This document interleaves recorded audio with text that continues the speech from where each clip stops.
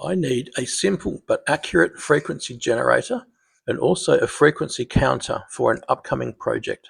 Can I make them using an ESP32 and just a dozen lines of code?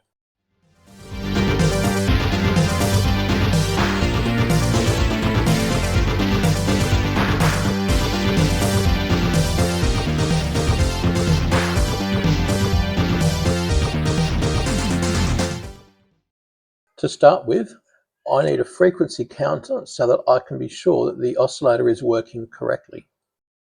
I downloaded this library from GitHub.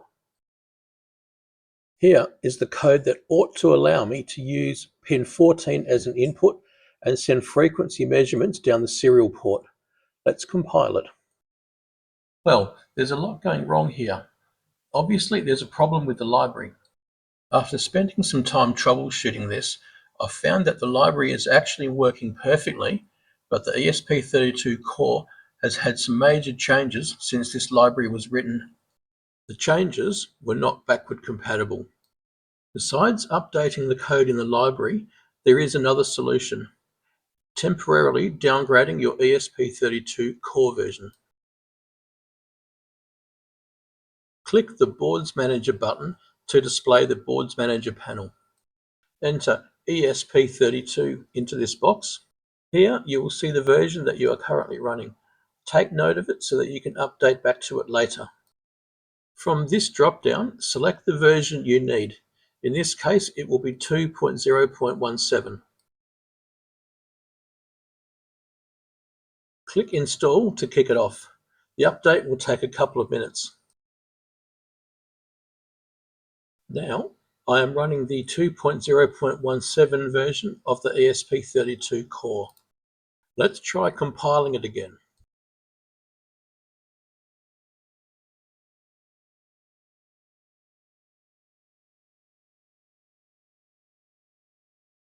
Let's now look at how to implement a frequency generator.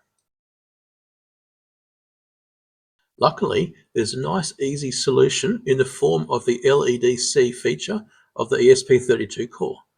This is a hardware PWM implementation that was intended for controlling the brightness of LEDs. But we can leave the duty cycle at 50% and just change the frequency. So let's add it in and take a look. And here it is. First, we include the library that we downloaded earlier. This include is for the LEDC functions, and it is not really necessary. In fact, it compiles fine without it. The input pin for the frequency counter is defined here. This function has been optimized for giving the highest possible frequency with the duty cycle locked at 50%. 26 is the pin that we output the frequency to. One of the nice things about LEDC is that it is implemented in hardware and is completely independent of the hardware used by the frequency counter. This means that my test setup is just a wire looped from GPIO 14 to GPIO 26. Anyway, here is where we set the frequency that it outputs, in this case 1 kHz. And here we start the frequency counter running. All we are doing here is waiting for a reading to be available, then printing it via serial. So let's squash the code some more and see if we can fit it into 12 lines. It might also pay to see it running as well. Well, it's not pretty, but it's 12 lines. Now compiling for 1 kHz.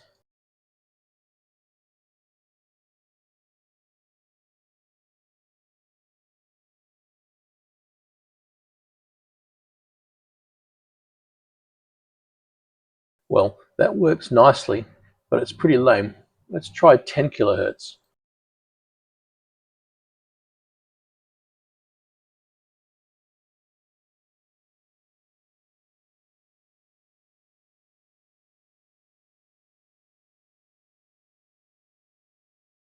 Nice. Still not useful though. Let's try 100 kHz.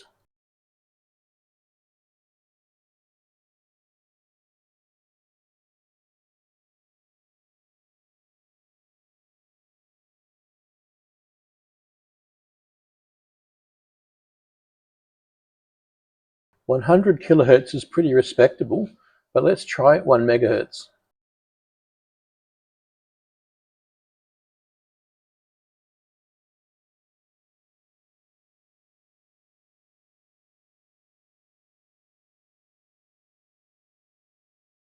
You guessed it, I'm going for 10 megahertz.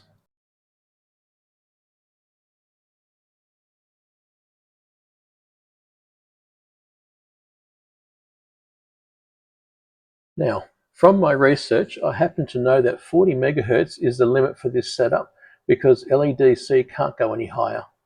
I don't know the limit for the frequency counter though, so I'll assume it's the same.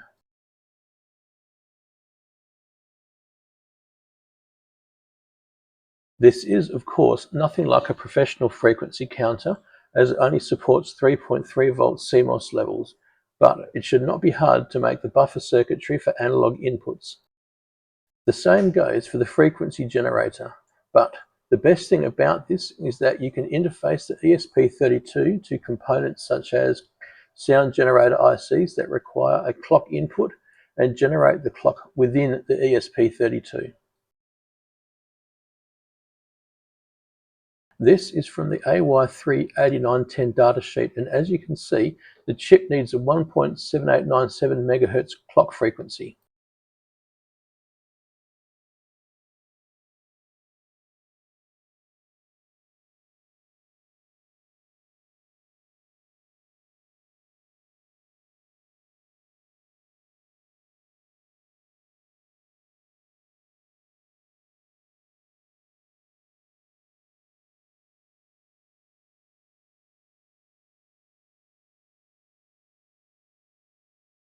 So, can an ESP32 be used to make an oscillator and frequency counter in 12 lines of code? Pass.